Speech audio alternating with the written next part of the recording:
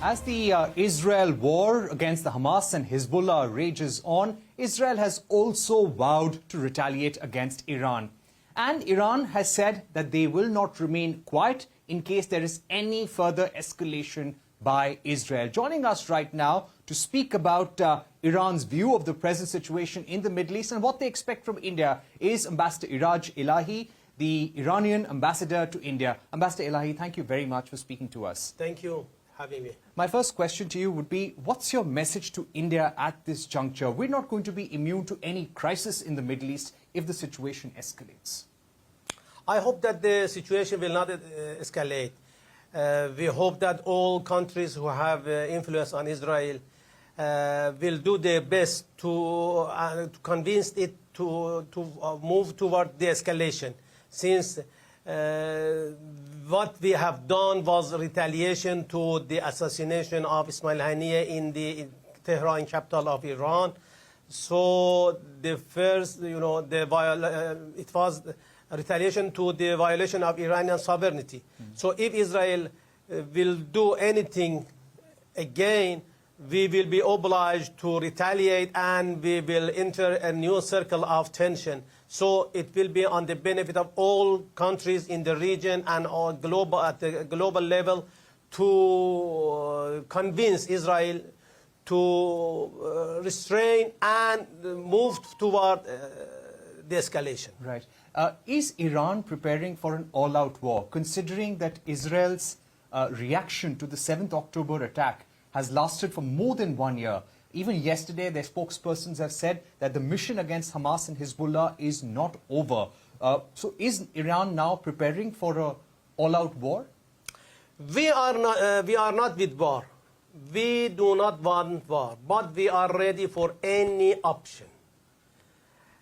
Unfortunately, Israel and its ally, especially United States, have miscalculated regarding the situation inside Iran and the region.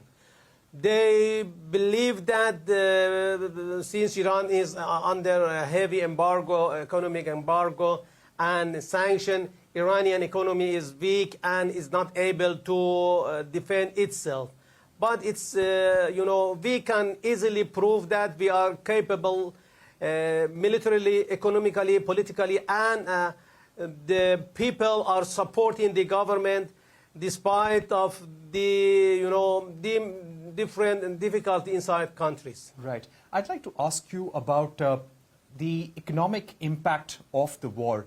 As a result of sanctions, over the years, the Indian-Iran trade has substantially come down over 10 years. The trade with Israel has increased. Is there today some amount of disappointment that the economic ties between the two countries have not really revived ever since the sanctions were put on Iran?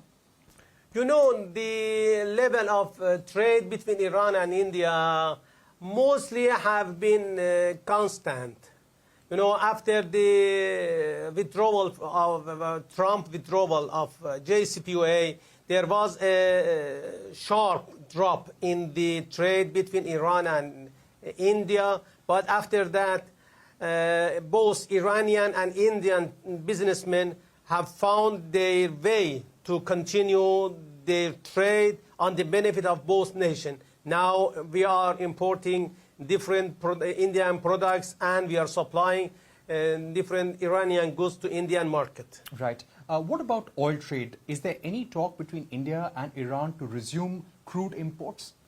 We have expressed our readiness to restart delivering oil to India, but at the same time we understand the conservation of Indian side because of the sanction.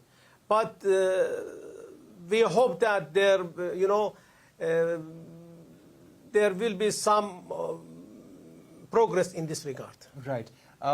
What difficulty has India really expressed at this juncture? Because India continues to buy oil from Russia. Russia, in fact, is the top supplier of oil to many countries, including India. Is there some disappointment with the fact that we're not buying oil from Iran?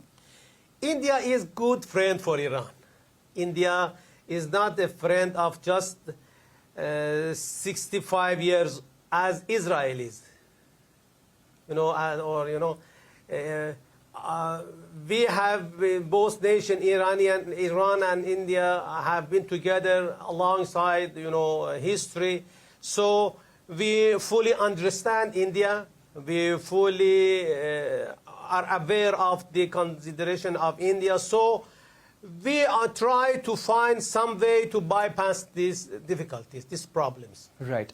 Coming back to the situation, in case the situation in Middle East escalates, if Israel carries out further attacks on Lebanon, on Gaza, and if it carries out an attack directly against Iran, how does this affect trade through the Suez Canal, the Red Sea? How do you think the global crude oil trade, export-imports through the region will get impacted, sir? This is an important and essential issue in the economy, in the world economy.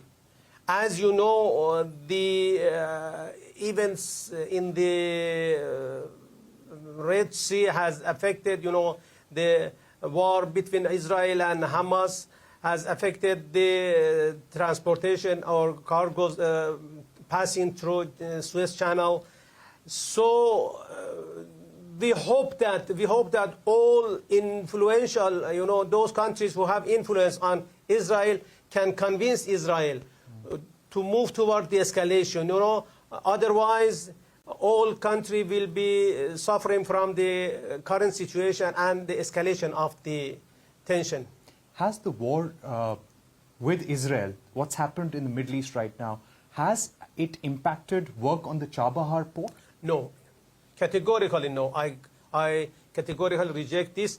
Chabahar is in the southeast of Iran, which is far from the western border of Iran, and nothing can reach to Chabahar, nothing. And beside this, the tension in the region has proved the importance of Chabahar and INSTC importance as the best, safest, cheapest, shortest way for the Southeast Asia to reach to Russia, Eurasia, and Europe. So the current situation in the region has accelerated the implementation of different projects which are related to the Chabahar, such as connecting Chabahar to the Iranian national network, railway network. Right. I'd like to ask you about the IMC Corridor that Europe, Israel, India, and United States are working on. Do you think that a part of the reaction that we have seen is a result of the work that's going on the IMC Corridor?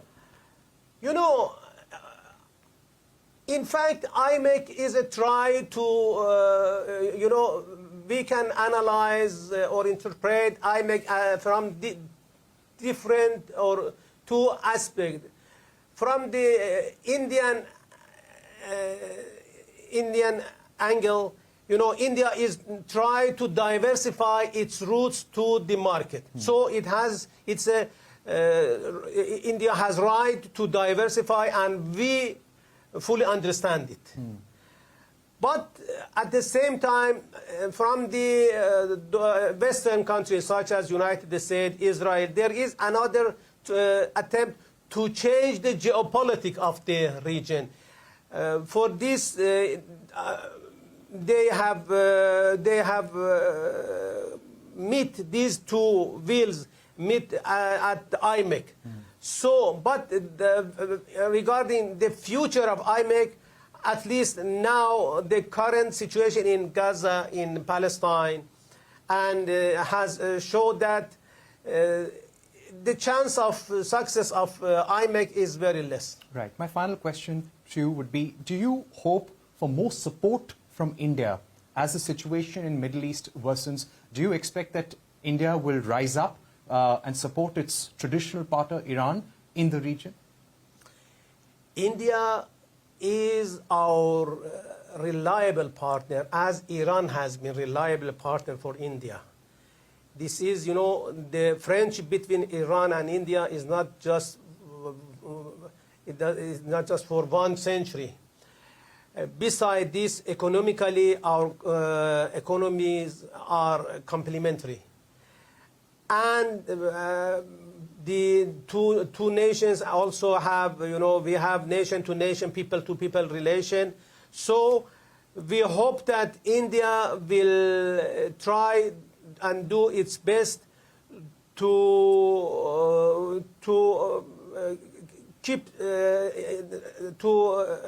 decrease the tension in the region.